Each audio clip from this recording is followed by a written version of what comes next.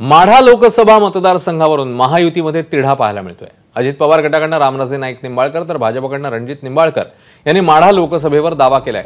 अजित पवार गटात बंडखोरी होणार नाही, त्यामुळे राष्ट्रवादीला माढा लोकसभा मतदारसंघाची जागा द्यावी अशी मागणी रामराजे नाईक निंबाळकरांनी केली आहे, तर त्यांना खासदार रणजित निंबाळकर यांनी उत्तर दिलंय।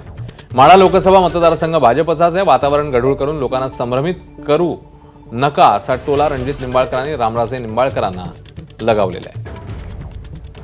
एक मताने आमचा ठराव झालेला आहे की माढा लोकसभा मतदारसंघ हा राष्ट्रवादी काँग्रेस अजितदादांच्या गटाकडे यावा आणि ही उमेदवारी पक्ष आणि युतीचे सरकार युतीचे जे सहकारी आहेत हे ठरवतील, त्याप्रमाणे हे काम होईल। बघा, आम्ही अजितदादांना मानणारी माणसं, अजितदादा शिस्तप्रिय आहेत, आम्ही स्वतः शिस्तप्रिय आहेत, त्यामुळे आमच्यात ही बंडखोरीचा प्रश्न येणार नाही।